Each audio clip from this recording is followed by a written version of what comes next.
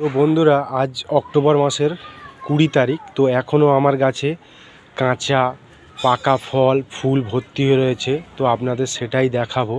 যেমন দেখছো, এই একটা পাকা ফল, এই একটা পাকা ফল, এই আবার কাঁচা ফল, এই পাকা ফল, এই পাকা ফল, এই পাকা ফল, এই পাকা ফল, এই পাকা ফল, এই আবার আছে কাঁচা ফল, এই আছে পাকা ফল, এই আবার ফুল।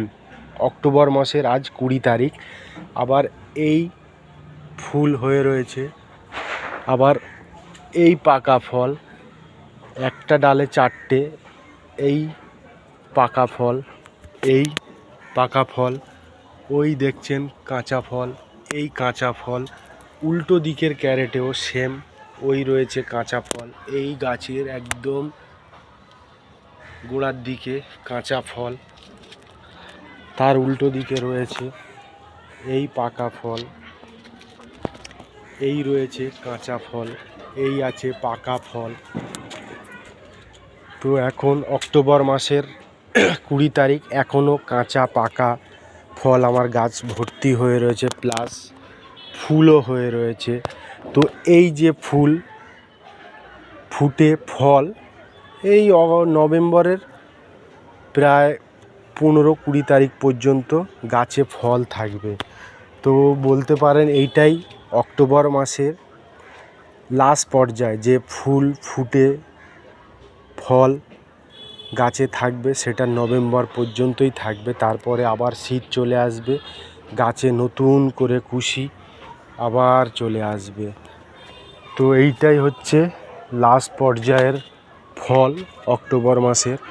তো এই কাঁচা ফল ফুল ফুটে যে ফল সেট হবে, সেটাই নভেম্বর পর্যন্তই থাকবে।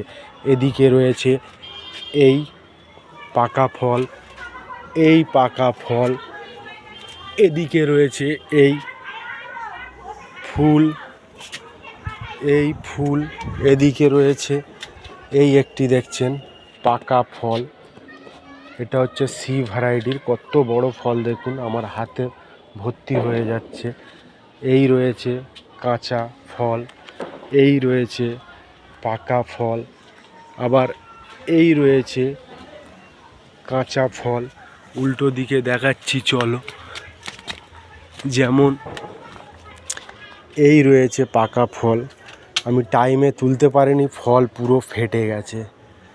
তো 4 দিন বাড়িতে ছিলাম না, বাইরে ঘুরতে গিয়েছিলাম, সেই কারণে অনেক ফল ফেটে গেছে, পুরো গাছ ভর্তি হয়ে রয়েছে, দেখতেই পাচ্ছেন। এদিকে হচ্ছে আমার পুরো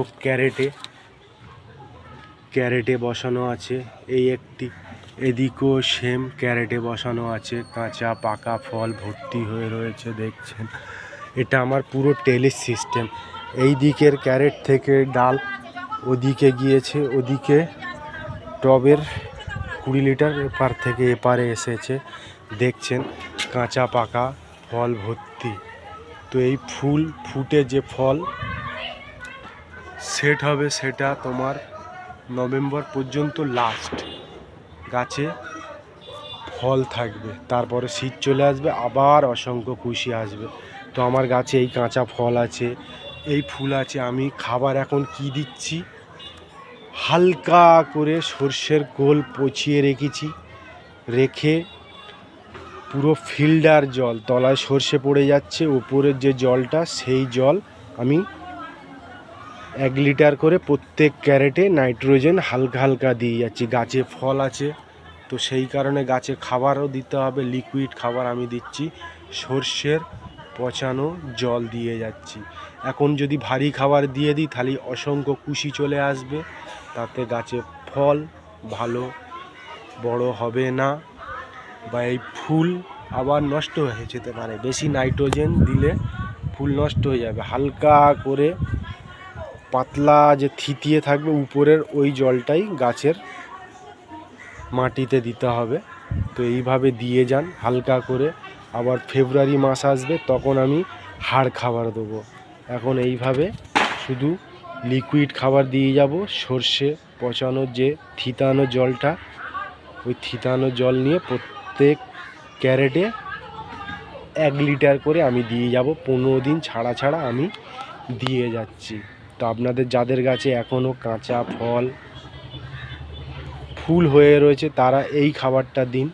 সর্ষে পচিয়ে জল থিতিয়ে যাচ্ছে, তলায় সর্ষে পড়ে রয়েছে, সেই থিতানো জল পাতলা করে দিয়ে যান। বেশি মোটা দেবেন না, নাইট্রোজেন বেশি হয়ে যাবে, তাতে আপনাদের গাছে যদি ফুল থাকে ফুল নষ্ট হয়ে যাবে। তো পাতলা জল দিন। তো ভিডিওটা বেশি বড় করতে চাইছি না। তো আপনারা যারা চাইছেন যে আমরাও এই ড্রাগন গাছ এরকম বসাতে চাই, তো আমার স্ক্রিনে দেওয়া নাম্বার থাকবে, আপনারা নাম্বারে যোগাযোগ করবেন। আমি তাদেরকে চারা, এই যে চারা দেখছেন, চারা ফ্রিতে দেব। তো আমার কাছে চারা আছে প্রায় 50 পিসের মতন চারা দিব আপনাদেরকে। তো চারা শেষ হয়ে গেলে তখন এই যে ফল মাদার ডাল, তখন আমি কাটিং আপনাদেরকে দেবো ফ্রিতে। আমার চ্যানেলে সাবস্ক্রাইব করুন, কমেন্ট করুন, আর আপনারা আমার এখানে এসে চারা বা অথবা কাটিং ডাল এসে নিয়ে যাবেন। আমি ফ্রিতে দেব, কোনো পয়সা নেব না। আমার চ্যানেলে সাবস্ক্রাইব করুন, কমেন্ট করুন, ঠিক আছে? চ্যানেলে ভিজিট করুন, ওখানে আমার মোবাইল নাম্বার দেওয়া থাকবে, তার মাধ্যমে আমি বলে দেবো আমার অ্যাড্রেস। তো এসে আপনারা ফ্রিতে চারা নিয়ে যাবেন। চলুন, ভিডিও আর বাড়াবো না, আর জিরগার মতন এতটুকুই রাখলাম।